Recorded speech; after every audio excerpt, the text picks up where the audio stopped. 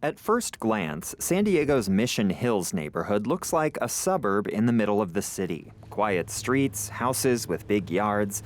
But look closer and you'll find a lot more than just single-family homes. This is an area that was built up in the early 1900s and the teens and the 20s. The streetcar ran down the street. Mike Stepner lives in Mission Hills and worked in the San Diego City Planning Department for 27 years. And one of the things about the older neighborhoods is they look very low density, but they have a lot of infill. Duplexes, apartments, granny flats. Most of those duplexes, apartments, and granny flats were built before Mission Hills was downzoned.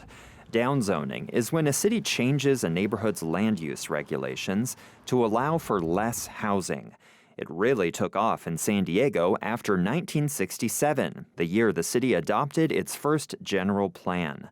Leaders at the time said the plan would encourage more compact development and less sprawl. In reality, it kicked off decades of downzoning.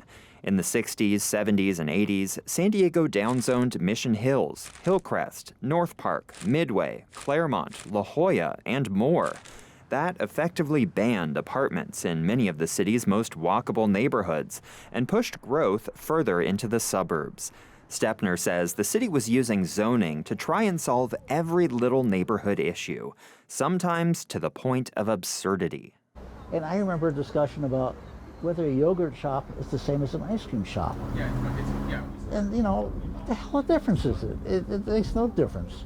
Zoning was instituted in the early 20th century as a way of separating industrial from residential uses in predominantly white communities.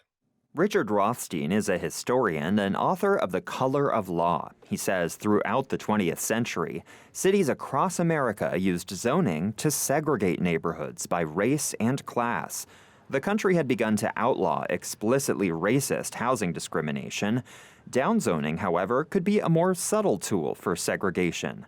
Supporters often said it would preserve community character.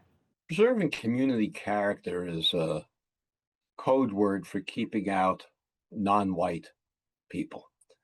You can't prove it just by the phrase community character, but frequently when you go into the planning meetings and the city council meetings where this is being debated, people do make racially explicit comments that explain what community character means.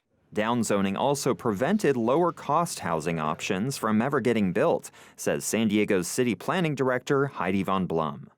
The higher the density, the more affordable the housing can be.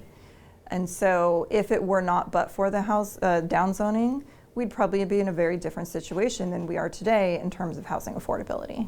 Downzoning was the norm in the latter half of the 20th century, but today it's the opposite. The city has significantly upzoned near jobs, public transit, and other amenities.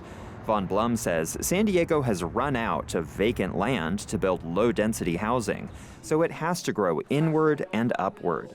And she says when the city is updating a community plan, it listens to more than just the homeowners in that community. We may hear from decades ago, the community wanted no change, no additional housing. They wanted large lot sizes. We may not have heard from the workers that were working in the community that were commuting in for an hour and really would love the opportunity to live on a smaller lot size in a smaller house and being able to, enjoy that community. While San Diego has been reversing some of the downzoning from the last century, it has not made significant changes to the city's single-family neighborhoods. That could change later this year with an initiative from Mayor Todd Gloria to allow more townhomes and smaller lots across the city. Andrew Bowen, KPBS News.